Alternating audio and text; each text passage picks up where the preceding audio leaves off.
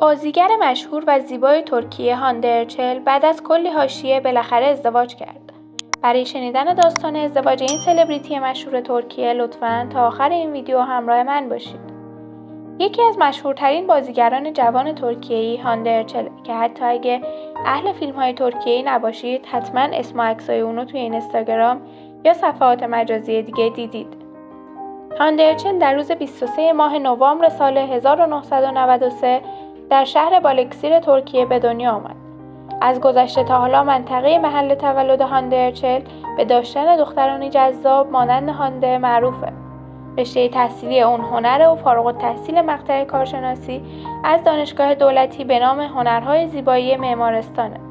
چهره زیبای هانده باعث شد تا با شرکت در مسابقات زیبایی که در سال 2012 در کشور آذربایجان برگزار شد به مقام دومی دست پیدا کنه. خانواده ارچل 2 دختر به اسمهای هانده و گامزه دارند. هانده به گفته خودش بیشتر دوران کودکی خودش رو کنار پدر بزرگ و مادر بزرگ خودش سپری کرده و علاقه خاصی به اونا داره. هانده مادری آلمانی و پدری با اصالت ترکیه‌ای داره.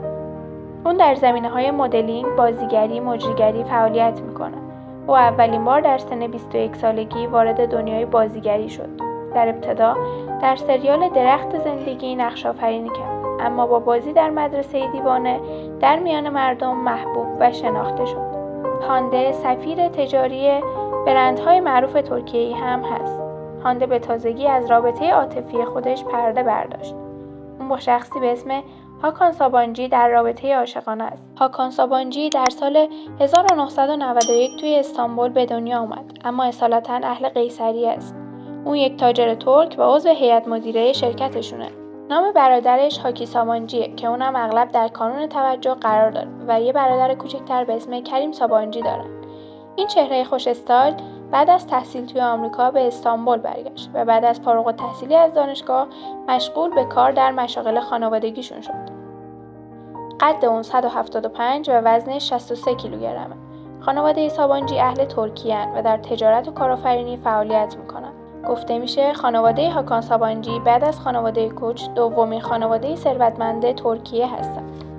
بعضی از طرفداران و دنبال کنندگان هانده بر این باورند که رابطه عاطفی هانده باید با کرم ادامه پیدا میکرد. کرم بورسین دوست پسر سابق هانده است. کرم متولد 4 ژوئن سال 1987 توی استانبول ترکیه است. خانواده کرم بورسین در دوران کودکی اون مدام در حال تغییر مکان زندگی بودند، به گونه‌ای که کرم توی 7 کشور مختلف زندگی کرده، از جمله اسکاتلند، اندونزی، امارات، ترکیه، مالزی و ایالات متحده آمریکا. رابطه بین هانده ارچل و کرم بورسین در سریال سنچال کاپمی که در آن نقش اصلی رو داشتن شروع شد و در تعطیلاتشون که به مالدیو رفته بودن ثبت و رسانه‌ای شد. در حالی که عشق این دوتا مثل بمب در دستور کار مجله‌های خبری افتاد، هانده ارچل و کرم بورسین برای مدت‌ها اسمشون سر زبونا بود. با این حال این زوج محبوب ماه‌ها پیش تصمیم گرفتن که به رابطه خودشون پایان بدن. در حال حاضر هانده با هاکان سابانجی در ارتباطه که به گزارش روزنامه ملیت ادعا شده این زوج تصمیم به ازدواج در تابستون گرفتن.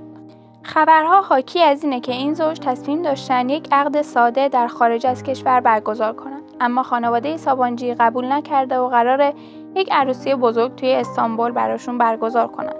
مرسی از همراهی شما عزیزان. ضمن سابسکرایب کردن لطفاً تو ویدیوهای بعدی هم همراه ما باشید.